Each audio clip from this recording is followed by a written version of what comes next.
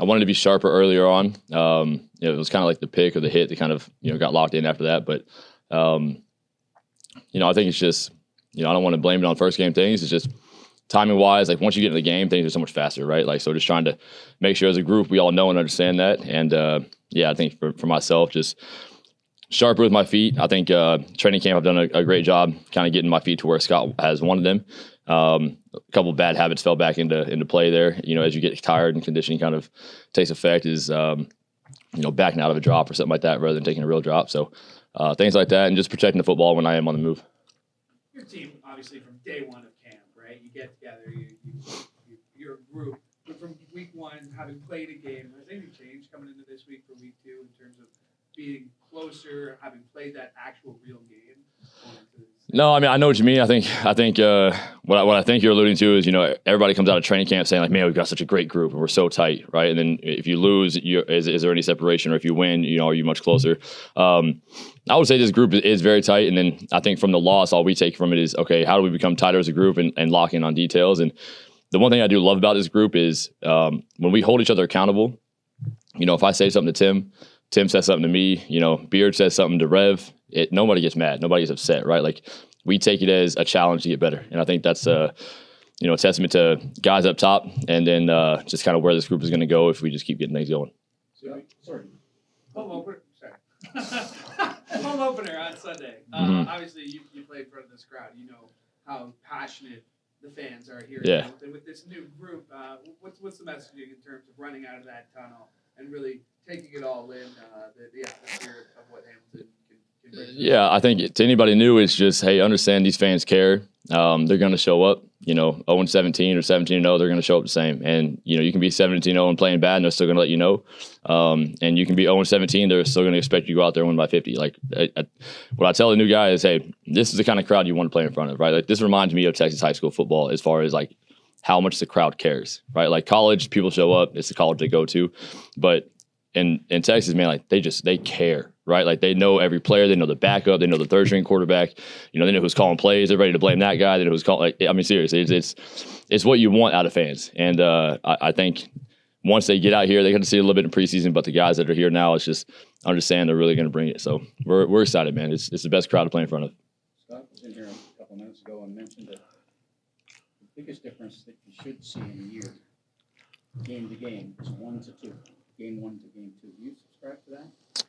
I mean, he would definitely have a lot more knowledge in that than me, right? Like he's a guy that watches more film than damn near anybody I've ever seen. Like we'll walk in and we'll watch second down together or something, and then you go to the bathroom and you'll come back and you're like, hey, I just watched all 53 clips of Cover Zero.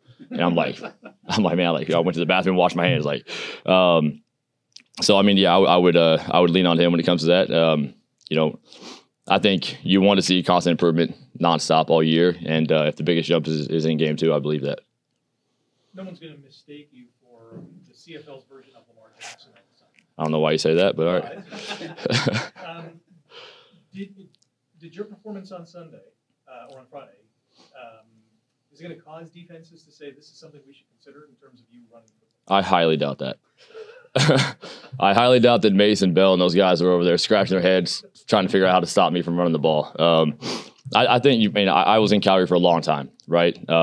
Dave challenged me to run the ball for 10 straight years, and I think you see as the years went on, I ran it less and less and less and less, and I don't think he ever stopped asking me to, right? So that was probably just me, being unwilling to change and sticking to who I thought I was. I think, you have a bad season or whatever it is, a couple seasons in a row, it humbles you and I'm locking into, what Scott wants and needs. And, the opportunity has presented itself. I mean, they went a lot of 2-man, which if you don't know, nobody has a quarterback. So it's a chance for you to kind of get out of the pocket. There's only 4 guys rushing, so there's a lot of room to run and there's not a lot of places to throw the ball. So it's one of those coverages you got to take off. And then the other ones are just that CFL football. I mean, any successful quarterback in CFL is able to escape the pocket and find guys on the move. You saw Jake do a great job of it. You saw quarterbacks all week one do it. So that's my job. A lot of your runs were first down runs. That certainly invigorates the offense. Yeah, definitely. I think anytime a quarterback can pick up a first down when the play's not there, the coverage breaks down, or the protection breaks down, first of all, it builds a lot of confidence in your play caller to go forward a couple more times, or maybe call passes on those second longs rather than calling screens kind of thing.